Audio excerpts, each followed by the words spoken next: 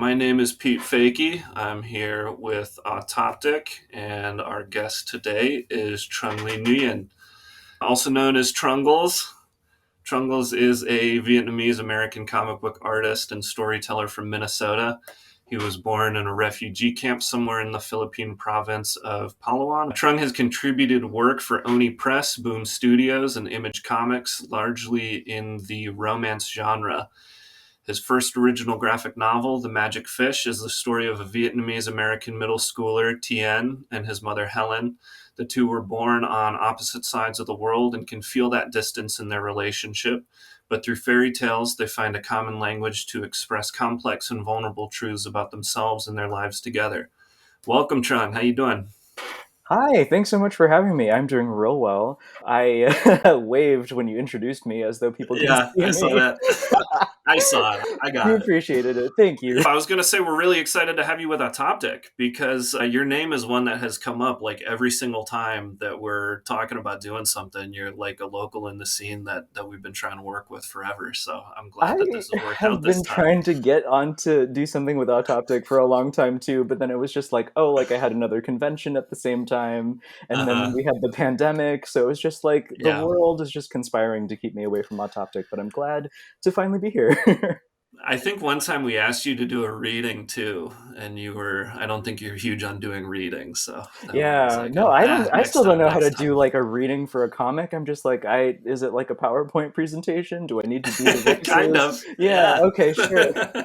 We're doing a couple with the festival this year. Kyla Roberts is doing one hmm that Rob Kirby hosted, and then Shira Specter is doing one that Sean Knickerbocker is hosting. So Okay, yeah, you can you'll go have check to, those out. yes, yeah, I should go actually Yeah, watch other people do it so I'll have an yeah. idea of what to expect.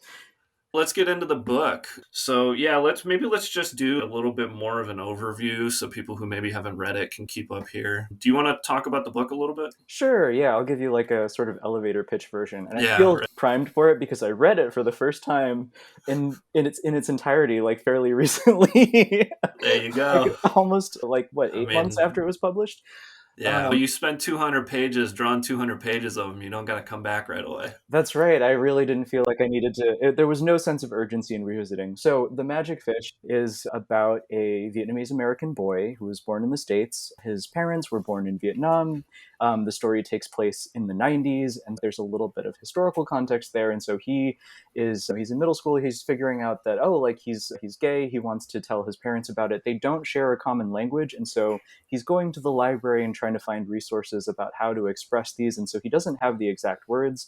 His mother doesn't quite have the exact words to convey to her son that she knows a little bit more about him than he thinks and that she's supportive. And so they go to the library and check out books and they read each other fairy stories. One, to shore up their kind of English speaking skills because they've learned how to speak English alongside each other, and also to help bridge that cultural gap by telling stories with cultural touchstones in each of the places where they've been. And so the whole graphic novel is a story within a story, back and forth between a lot of the different characters. And as each character tells a particular fairy tale, you develop a sense that the stories are significant to them for particular reasons that they want to express to the other. So it just becomes a dialogue about the nature of storytelling, the ways that fairy tales exist within a popular culture, and it's also an exploration specifically because it's a comic book, and I think it's important to take a look at what each character's imagination looks like. So, how much of this book is autobio then? You touched on it earlier, but it seems like you have maybe two or three main conflicts that the story revolves around, which is the language, this they each speak part of each other's language, and then feeling Helen especially is like this in this space lost in between two cultures and in between two continents, and then dealing with the pressure of coming out, and all three of those feel like very real and very lived and like very lived experiences. So how much of Yeah, this is autobio, and did you consider doing this as an autobio comic? I'd thought about doing it as a little bit of an autobio comic at the very beginning, and then I realized that I was making the comic while I was in the tail end of my 20s, and I was like, I don't think that nearly 3 decades is enough to tell an autobiographical story. So it Sure. seems a little outside of my experience to feel like I have something to say about the arc of my life when it's not. very far along yet. And I think I really liked the freedom of being able to fictionalize things because I know that memory is imperfect and I don't want to be put in a position where I'm controlling a narrative that involves other people. And so I decided to go the route of fictionalizing a lot of these, like you said, more lived in experiences. And so there are definitely portions of the story that come from a place of experience, that come from a place where they were a part of the texture of my life, but Hmm. the kind of mechanical trappings of placing them within this narrative are all entirely fictional. So I think in the back matter of the book, you mention like being aware of being from separate continents from your parents. Was that something that you've talked to your parents about, or is that sort of like your experience that you're writing for Helen? A little of column A and a little of column B for me. Sure. The ways that I've written the story, so the character of Tian, like the middle schooler, he doesn't have he I think he's the closest to an actual fairy tale character to me because he's very much like an archetype of a middle school boy. Like he's pretty well meaning, he has a lot of good friends, and the way that he grows over the course of the story is like very incremental, and his world is quite small because he's a student. He's in middle school, so he hasn't Hmm. lived that much. He doesn't have a lot of responsibilities outside of like his home and his friends and his school. And so I did write the book knowing that I would be relating to his mother quite a lot more. And so the way that I've gone about telling the story is from the perspective of if I were an adult raising a queer kid and I didn't know how to express these things, like what would I do? Like what is the best intentioned way that I would go about trying to find the right tools to facilitate this understanding between us? And so it was really a matter of latching on more closely to the experience of, I guess, my parents and practicing that sort of radical empathy in that way. I think the book really does read that way too. You get the feeling that Helen's problems are more self-aware as like an older person. You as an Yeah. adult writing the book from an adult perspective, and then it feels like you're very like in tune with the teenager, the middle schooler, and like the middle school crush and the pressures and the anxieties that go with that are past, but they stick with us. Yeah, yeah, absolutely. Like I think I consider Teen's growth, that the middle school character's growth has a lot more to do with coming of age, and so there's a lot of Right. uncertainty, and his experiences Hmm. come from trying to work his way out of a space where he feels insecure about his relationship with his parents, and his mother Helen's arc is comes from a place of I'm working through a lot of trauma and figuring out where I exist in the world, and so there are very different Hmm. growth arcs that just happen to run parallel to each other. And I don't know that Hmm. they don't, I don't think they're a one-to-one comparison at all, but it's Right. like similar problems but blown up in scope depending on where each character is in their life cycle.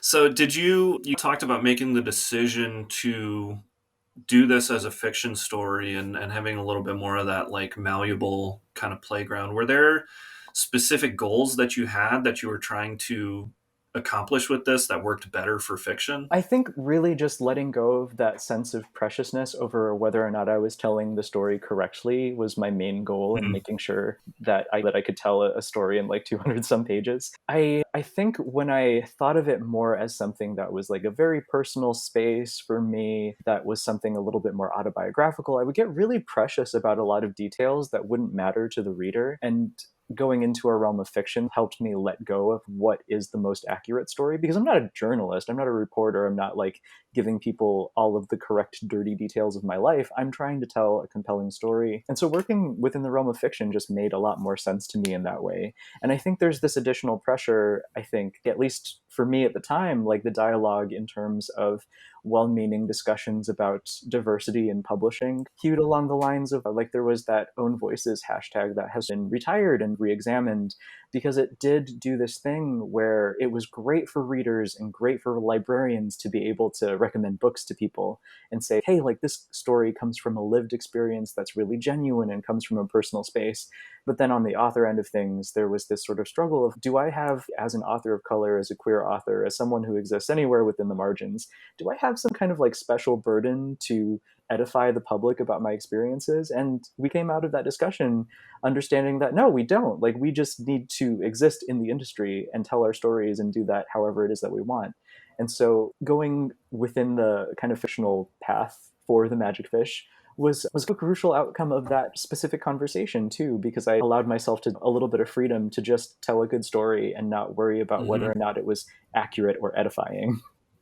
You started to touch on something that really caught my eye in the back matter of this book. You have in your author's note, and probably just read some of this because I think you say it better than I can repeat back, if that's okay. So you have this section here where you're saying, as compassionate readers, we sometimes intellectualize difficult human experiences to keep them at arm's length. And there's an appropriate vernacular, a set of vocabulary words in a syllabus, a common language for the sake of facilitating this dialogue, which I think is what you were just touching on. And then a little further down the page, you have this paragraph. In this way, immigrants seem to take on the flatness of fairy tale archetypes as interchangeable pieces in recurring stories of upheaval and diaspora. And I'm really curious how you were thinking about the reader's impulse to maybe keep some of the more complicated and difficult things at arm's length as you're working on this book. And then maybe also, if you have some kind of examples, I think in the author's note, you reference like news media. I think you just reference like libraries and this sort of like well-meaning approach to sharing stories from different voices. But yeah, I was wondering if you had maybe some examples of how you see this play out in the world, and how you were thinking about this as you were working on a book about people on the margins. Oh, sure. Yeah. I think a part of the thing that has always fascinated me about fairy tales is the notion of the archetype, something that is not really motivated by anything internally. An archetype really doesn't have an internal psychology, like you just do things because that's the character type that you are, and that's what you're meant to do, and this is your place in the story. And Mm-hmm. I was noticing that frequently, like, stories about people who live in the margins take on that quality in the news media where we're archetypes, where we don't really, like, people aren't curious about our interiority. We don't get a lot of people aren't asking us a lot of questions about how, like, why we came here. There are a lot of assumptions about, oh, like, there are wars here and there are better resources here, or this is there. We get broad discussions about what an American dream is, and there's lots of like proto patriotic sentiments, especially in the US. And so I guess, like, within this story, I was like, okay, so I've spent a lot of time, like, I know that people can do this because I've done this, where I'll read a story that has absolutely no bearing on my experience whatsoever, and I'll be incredibly invested. And I realized that, that if I can read a book about, like, a hobbit living in a hill, taking a ring and then throwing it into a volcano over the course of this incredibly long and convoluted journey under the auspices of saving an entire world, like, if I could become emotionally invested in that, I feel like it's not a huge jump to ask people to be emotionally invested in someone real living outside of their experiences. Yeah, like when I was growing up, like, if I were to read a fairy tale versus if I were to read something by, I don't know, Judy Blume, I realized that in retrospect as an adult, it took about the same amount of suspension of disbelief to get into those stories, like either of those kinds of stories for me, because they were all outside of my experience. And I have a lot of optimism for people's capacity to empathize that way. And so instead of telling a story where I was like, okay, so these are the reasons why you should care about immigrants, I'm just going to tell a story about immigrants and be like, okay, so these are their problems. This kid is in middle school and he has a crush on his friend and he doesn't know how to tell his mom and he has a lot of feelings about that. And his mother is going through something entirely different and she doesn't quite know how to emotionally express those things for her kid, and she doesn't want to burden him with all of these problems that he doesn't really understand. And so they have a lot of experiences that I want the reader to be able to meet the characters where they're at. I wanted the reader to come in with this story that could be like, I don't know, like an after school special situation, and really get in there and have an opportunity to empathize. Because I think there are a lot of, you come from a space where your story is not terribly common, and then as people familiarize themselves, and this happens like both with immigrants and with queer storytellers, where you get a lot of tropes in stories that are out now, and so people have a lot of feelings about what entails like a coming out story and what entails an immigrant story, and oftentimes those conversations are quite fraught because those they do come from common spaces, but the ways that we tell those stories evolve over time a little bit. And so I think it's important to continue telling them. But people are really tired oftentimes of being reminded of traumatic experiences, about coming out stories that come from a place of rejection, or immigrant stories that come from a place of insurmountable cultural differences and just feeling cut off from your family or from your parents or from your grandparents. And so there's a lot of angst that has worked its way into a lot of the storytelling that we're used to when it comes to certain topics. We know what to expect.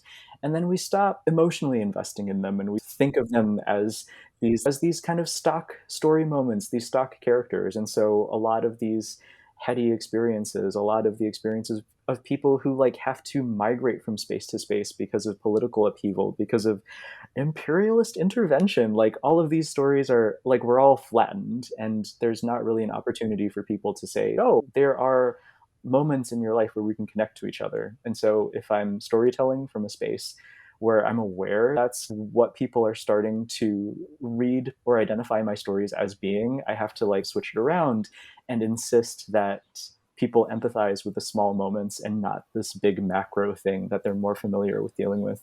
Hmm.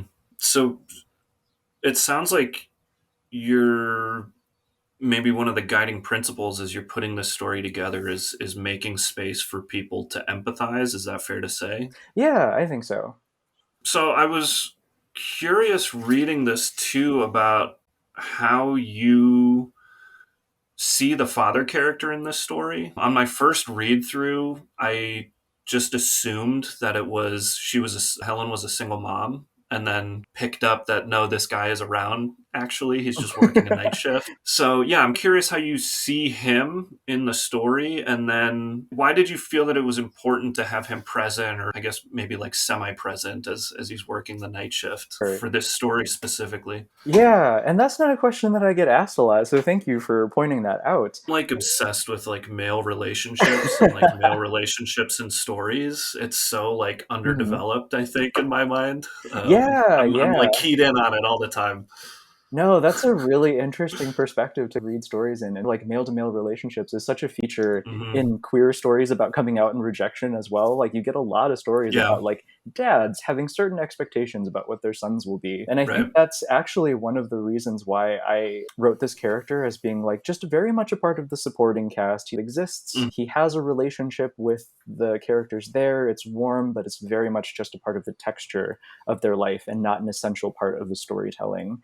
Um, Yeah. I often find that in a lot of like immigrant stories and in queer stories, like fathers have an outsized presence in the ways that Mm. the characters experience a lot of the anxieties about expressing things about their identities. And so I wanted to not to downplay it, but to present a scenario wherein it really is the mother character who is the person who's responsible for guiding her son through a lot of these things. She's the character that he trusts the most and experiences the most anxiety about coming out over. And so it's less about, like, I'm not quite ignoring the impact of uh, Yeah. the male parent figure in this story, but I wanted to make sure that the character whose arc that we're paying attention to is the mother, because she is the deuteragonist. She's the other character that we follow along in her journey. And Hmm. so it's not about him.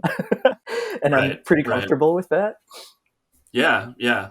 No, I realized as soon as I said I'm like obsessed with male narratives that I'm like that's maybe like a dubious thing to say when we're talking about this book. But no, I just meant that from the Yeah. perspective of noticing him there and their relationship. No, so And I think you've really accomplished a really natural and believable relationship where it just worked out that he's really close with his mom and she's really close with him. So in that way there's nothing that gives me any pause there. I just noticed it trying to read carefully. Did you consider doing this as a single mother story, or did that just like never cross your mind? I actually did consider it for a moment, but then I realized that logistically that would be such a bigger burden. Like her problems, she wouldn't be able to leave. Sure. Right, The right, decisions that she necessarily would make have to be different. And so I like right. for storytelling purposes, I thought, okay, like this is an appropriate way to tell this story as well. And it was just the ways that I wanted the storytelling to work out because I wanted her to have an opportunity to go back to Vietnam and wrap things up and Right. settle things a little bit with her family. And she wouldn't have been able to really do that on her own. Right. Yeah. I noticed that when I was reading it again with that question in mind. I was like, oh no, he's this very supportive figure. He reads as a very kind man. And then he's there as the support beam for her to be able to have her arc in the story too, just like functionally. Cool. At what point in the process then did you know that you were going to be framing your narrative around fairy tales? Did that come early? Oh yeah, that was actually the Yeah, point of it. sure. I know Okay. the part of the story that everybody understands to be the central core of it came very much Uh-huh. second. Like the real world stuff was very Interesting. secondary All to it. right. I had Uh-huh. started by just being like, okay, so I want to tell this story, and I secretly mostly like my ulterior motive was to draw my favorite fairy tales, really, Cool. essentially. And I had just watched The Princess Bride, so I was like, you know how I can tell several stories is if I do a story within a story format. So it was really just, what do I want to draw? And then as I, started to write more, I realized, I guess I wrote the story like a thesis. I've never really written anything long form narratively before. I hadn't really written anything short form narratively before. This was the first thing I've ever written. And so I wrote Home it. run. Hit a home run on that one. Oh gosh, yeah, that's a lot of pressure. My sophomore slump is coming. But I approached it, I was comfortable writing like a thesis. Like I could write, a book report. Like that's easy. I can make a Hmm. point and then do, three supporting paragraphs in the beginning and then wrap it back up. And so I wrote the story like I was writing a thesis. That was what the pitch looked like. And it came about pretty naturally. And then I had a really critical look about what these fairy tales meant and why they're all stories of transition and how they parallel the experiences of both immigrants and queer folks in their very particular ways and the iterations that I chose to express in the book. So it was just a lot of reflecting and a lot of research into why things needed to look the way that they look and why the characters' imaginations look this way. And so there's a lot of egg-headed research that went into the book that eventually Yeah. informed the way that the real world story arc went along. That was one of the things I was wondering about was like how these specific fairy tales were chosen, and then did the characters' lives mirror the fairy tales, or did like you have to find fairy tales that worked with the story you were already telling? But it sounds like you had the fairy tales first. You just grabbed them because you liked them, and then filled in the parts of your outline there. Yeah, pretty much. I grabbed them because I Cool. liked them, and then the story just happened to work out that way. And it's easier to do that in a work of fiction, frankly. Yeah, true, true. And it's interesting that you talk about writing it like a thesis too, because I think that format is really similar to a basic 3 act structure. You got like Yeah. A, B, and C, and you just fill in the blanks there as you go. Yeah. So when you were working on your fairy tales in here, did you feel like you were like were you writing fairy tales or were you transcribing fairy tales? And then is there really a difference between those two? I felt like I was writing them because the thing Hmm. about a lot of fairy tales and their kind of oral tradition is that Hmm. they've been editorialized in different ways as they've Right. been recorded, and so there's not really a strong case for a lot of primary texts in fairy tales because they all come from these amorphous spaces and they get recorded and they get cleaned up for publication. There are some exceptions to it, like there like the Perrault fairy tales and the Anderson fairy tales, like those were written by specific authors. They were also, like, a lot of them were writing stories that came from different places, but Anderson was a contemporary author in his time, and so he's not really like transcribing fairy stories. And I think of myself Right. as doing something similar, where I've taken familiar stories and I've recontextualized them a little bit. And they're all vastly different than their fairy tale source materials. And that actually becomes a big point in one of the stories, is that these fairy tales can change depending on what you Right. need out of them. And so I was always very comfortable, like, just taking these fairy tales and making them do what I needed them to do within the context of Hmm. this project.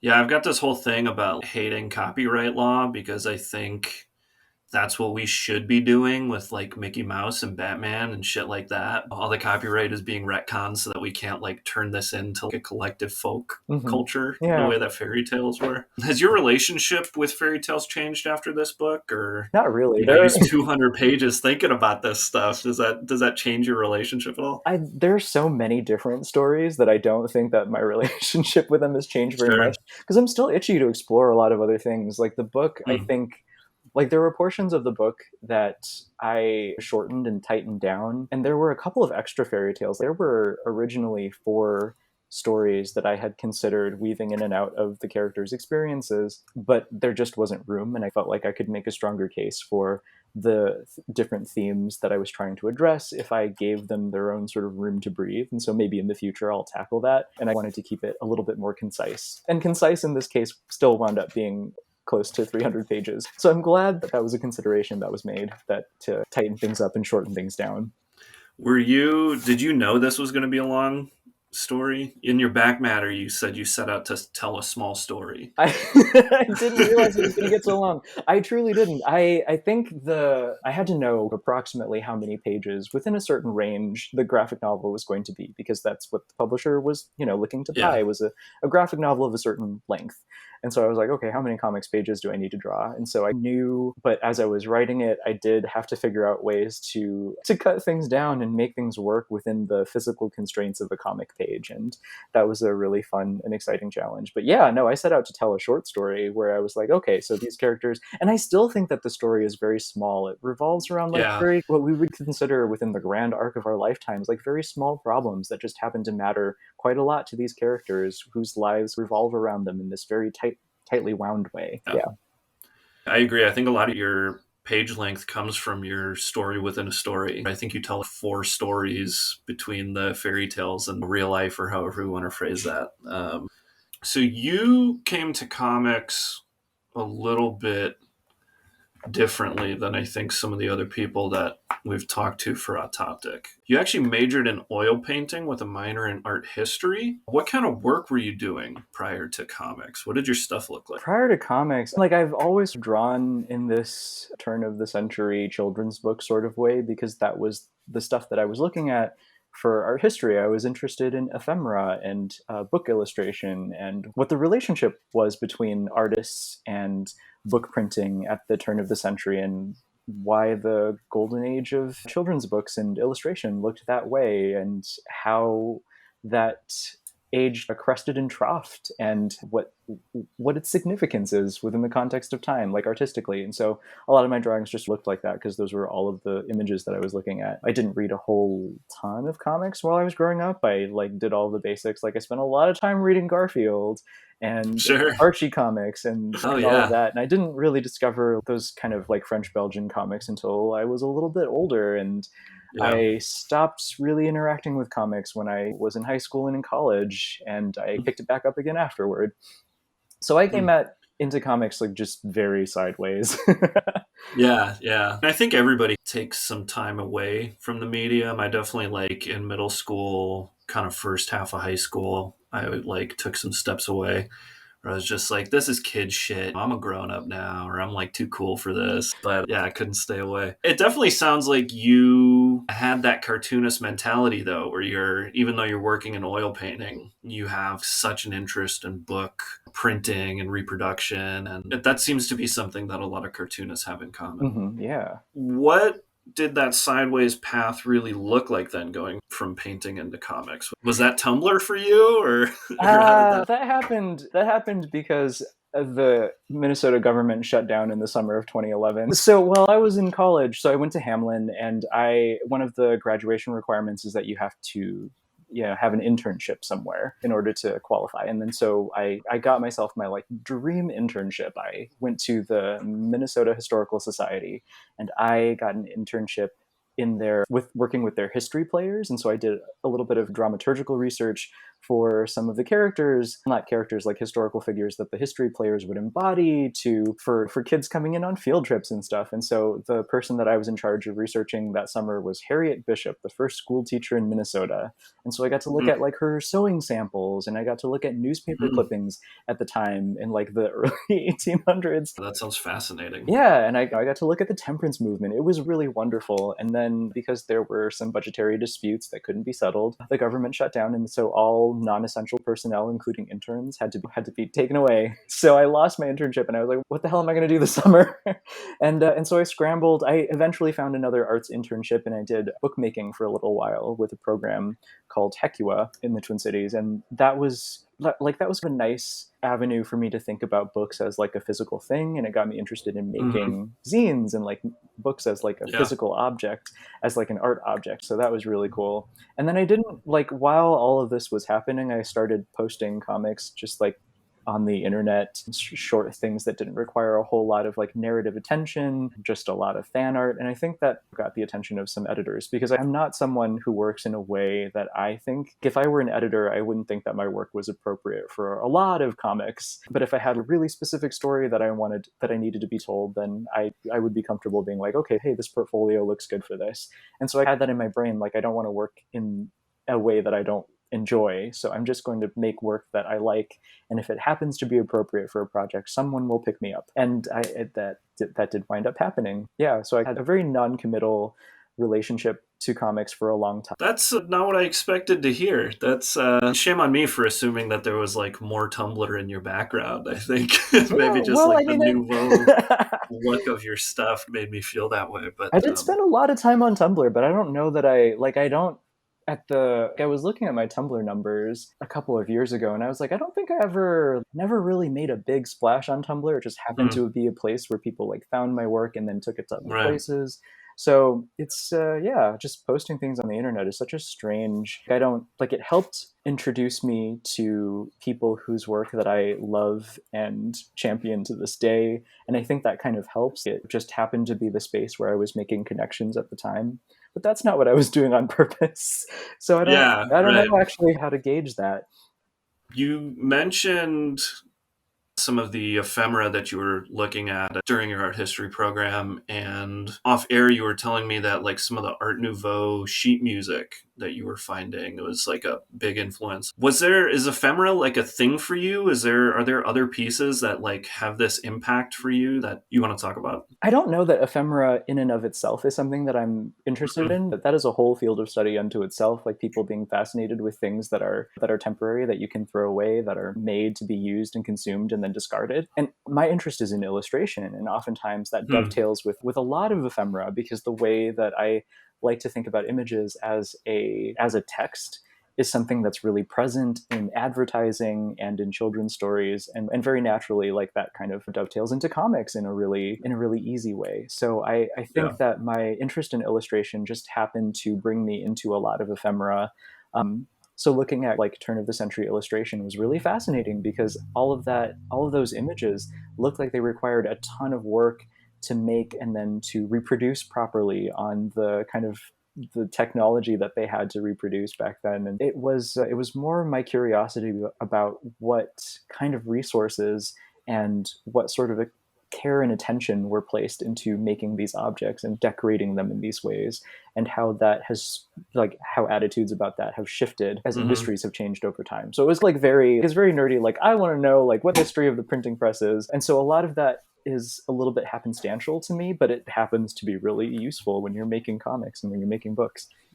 So do you think when you're talking about seeing this like very labor intensive work that's then printed as like almost a throwaway thing a lot of times, do you see a relationship between your interest in that and then the attention to detail that you put into your own work? I'm interested in exploring more of this sort of attention to detail because I think both of us have that, and I'm Mhm. curious what your like internal philosophy about spending way too much time on something that most Sure. people are going to read for 10 seconds and then move on to the next panel. Yeah, I mean, the speed at which we read comics has never bothered me, because I'm a big believer in the notion that comics are eternally rereadable. They're rereadable in a way Hmm. that you just wouldn't be able to do with a novel. Yeah, And I you can totally. live in the moments, and the way, like, your relationship to the way time passes in a comic book is just so unique to the medium. And so I don't really worry about, like, people are going to read this panel for 2 seconds. I don't care. I'm going to spend 3 days on this panel and be totally comfortable with it. Honestly, I think, like, I am fascinated with the amount of care and attention that went into a lot of the drawings that I was looking at in illustrations at the turn of the century. But I think the real reason why I started working the way that I did was because I started posting things on Tumblr. I was like newly getting acquainted with internet etiquette about how people cite images, and the ways, like, lowercase d discourses about what is or is not appropriate to dialogue from image to image. And so there was a lot of conversation about, can you steal an art style? And like really basic questions like that, that I think get addressed in art school, but maybe not that thoroughly all of the time, because we're still talking about it constantly all of the time every year. And so my decision to work in this particular way was to circumvent that conversation. I was like, okay, so how do I work in a way that I love, but other people would find horrifying to do, to replicate? And so it was my way of sticking my little flag on my little hill and being like, I live here now. I need you to, if you happen to be comfortable working this way, then come on over, but it's going to be a very small little population up here on this hill.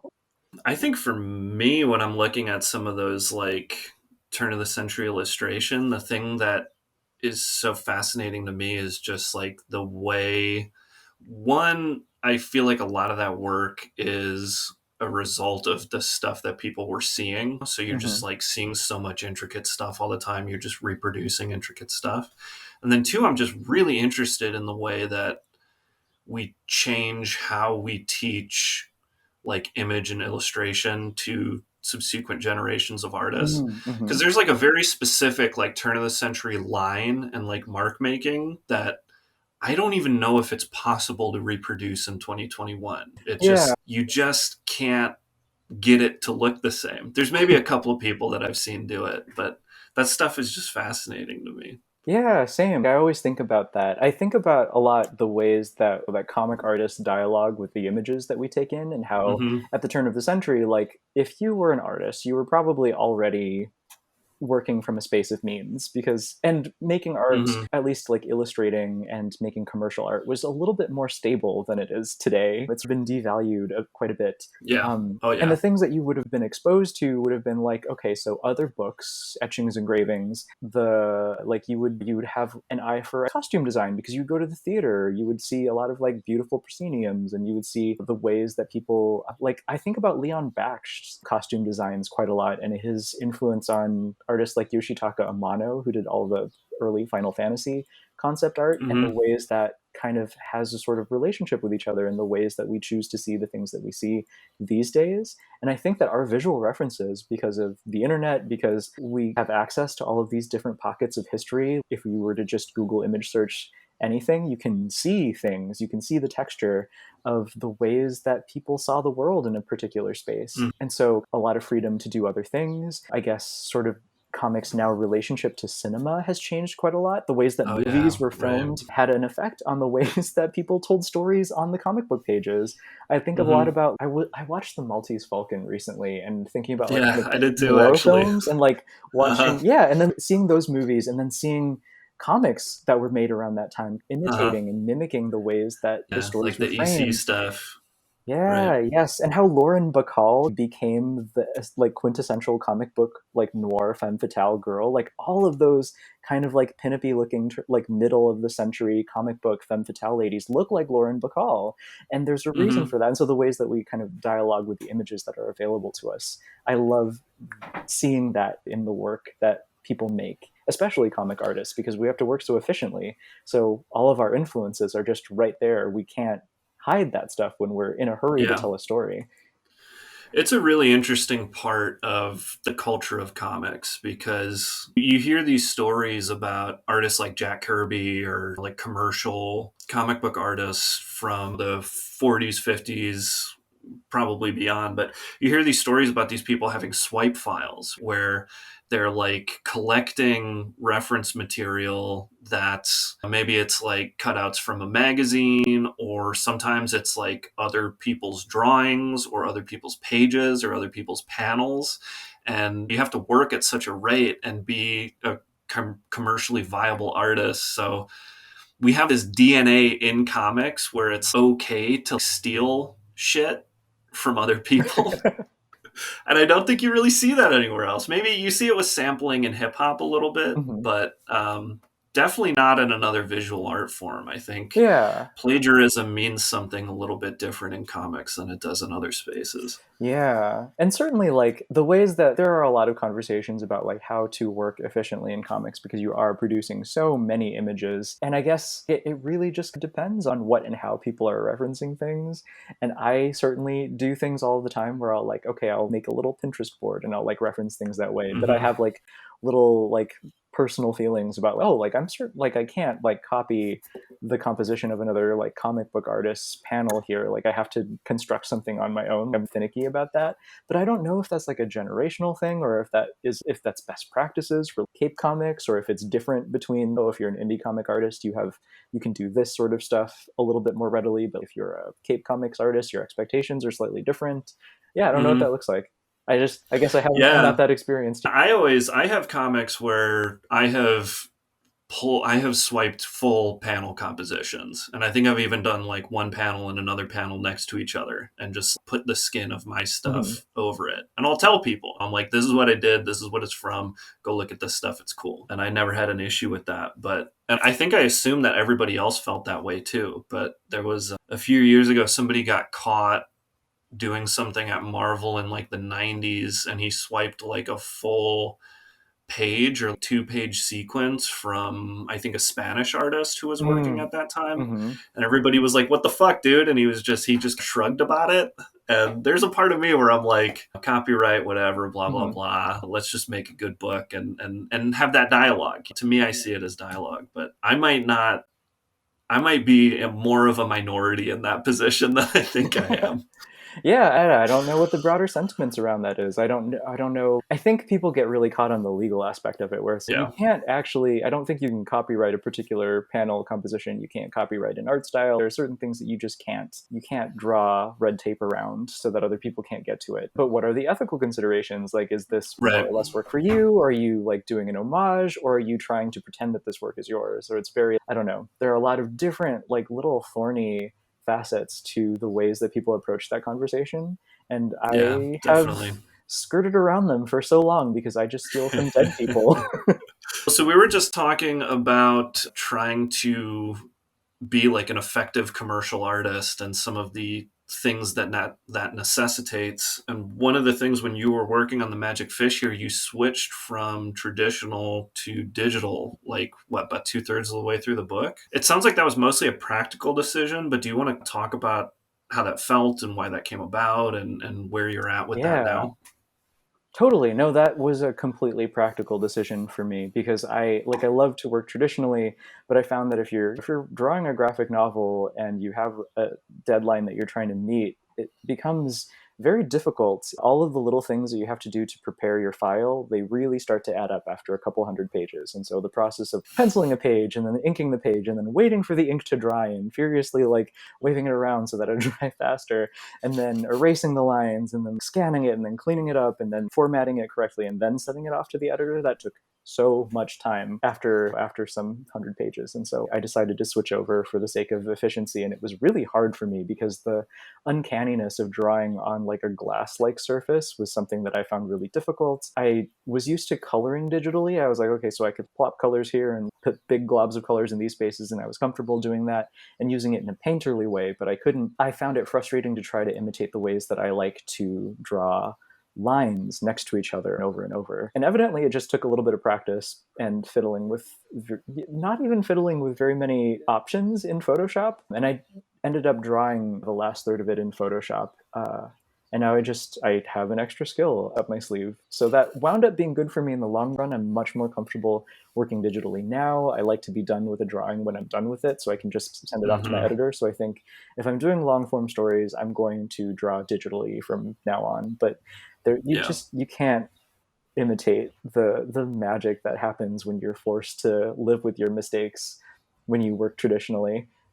I think you'd mentioned before trying to mimic the like paper feel and the resistance or whatever that thing is when you're drawing traditionally into your digital process. Is that something you're still thinking about, or have you transitioned into this is the tool and this is how it feels and I'm good with that? I think it's something that I still think about a little bit. Like, I found a setup that works for me. I like to work on an iPad. I have a paper-like surface over it, and I can just draw directly on with my little Apple Pencil, and it's fine. I still have a little bit of trouble working on a Cintiq because the size of the pen changes a little bit, and you have to figure in for a lot of little mechanical changes. And so I do think about it a lot in terms of like, how do I efficiently manage my expectations for what I can make? And so they're all very kind of practical considerations. And I don't really have feelings about it either way, just because I know that, like, me working traditionally, I also have a lot of, I don't know, like red green janky setups that I do in order to Mm-hmm. make my process work a little bit better. It just Mm-hmm. happens to be that I'm either doing it with software or hardware in one space or another. So I find ways to work smarter when I'm working in traditional media, and I do the same digitally, and I don't find them to be terribly different. So, do you think it's still important for young artists to learn how to draw on paper? I think this is a conversation I've had a Yes. few times, and I'm curious your take on it. Yeah, no, I think it is super important for everybody to learn how to draw with materials that you can't, like, I think, like, the most difficult part of transitioning over into digital drawing for me was the total freedom to be as perfect as I wanted to be. And Yeah. learning, when I was drawing traditionally, if I made a mistake, I had to work with that mistake and make it into something, and that affected the way that the image turned out, and that really gave it like a sense of life and texture that I really learned to love. There's warmth in the mistakes. Like, you can really see a person's, like, an artist's humanity in the mistakes that they make. But you have to think about that on purpose when you work digitally. It's very strange. If you get to decide what mistakes are your human mistakes and what mistakes you want to hide, and you can do that so Hmm. much more easily. And so the process of setting yourself free and letting yourself be human is something you have to do on purpose digitally, and you Hmm. don't have to do that when you're working traditionally. And so you have to learn. I think it helped me appreciate the texture and the kind of like warmth that comes from working in a medium that forces you to be imperfect. So working traditionally is something Hmm. that that I love more now, that I can work pretty efficiently digitally as well. And I think that you should do both, but like really start traditionally. I think that teaching yourself to let go of that sense of preciousness and living with your mistakes is the thing that will help you out the best in the long run, because you can't make projects if you're worried about getting it wrong. And if you happen to have a magic tablet that, where you don't have to live with any of your mistakes, you will never draw a second line. You will constantly keep drawing that first line. You have to learn how to like not do that. And that's something that you happen to learn rudimentarily, like, if you're working traditionally. I think everyone should work traditionally. You're starting to work on another graphic novel, and you're starting to maybe push your genre skills or outside of your comfort zone for your genre Mhm. work a little bit. And where do you see your comics going from here? I love long comics. I've just really learned to love the Mhm. process of making a long form comic, and that's what I want to continue doing. I don't love working in and around a media bureaucracy that has its fingers in like filmmaking or like other media properties. I like doing stuff Yeah. where I can be confident that it exists as a comic book first and foremost, because that's the medium that I love. That's the problem solving and the storytelling that I am really attached to. And so I don't want to work on a property that's liquid, that can be transferred into other media very easily. Like, I would like to make projects where primarily it's about making a comic. And if any of that other stuff comes after, then they're going to have to do it with a certain amount of intentionality. I love comic making, and that's what I'm doing. And so I think making long form comics, aside from making short zines, making long form comics with a publisher where I am the writer and the artist, I feel like I have a lot of, I love that sense of control that I have over the storytelling and over the project and over the process of making a comic. Yeah. So that's what I want to do. I just want to keep doing what I'm doing for a long time, because I don't like I work just fine with other people, but I don't love having to work within the constraints of something bigger than me. I would like to continue making comics this way, where I get to be the artist and the writer, and I don't have to worry Yeah. about other people zeroing in on the IP. I think that's an important one for the people who come to the table and say, "Have you ever thought about making this into a movie?" Or people who would look at like the definition of success is working for Marvel or DC. I think Mhm. that's an important lesson for these people to hear. We like comics. We're here for a reason. Yes, exactly. You want to take a minute and do some plugs here? Yeah, sure. So I can be found on most social media as at Trungles, Trungles. My website is also trungles.com, and that'll have links to all appropriate social media as well. I think yeah, those are all the places where you can reach me. And then the book again is The Magic Fish. It's out from Random House Graphic. And go scoop one up if you haven't read it yet. It's a great book. If you're interested in checking out any of my stuff, just go over to Instagram and check out at the_stink_hole. It's a dumb tag, but the art's good.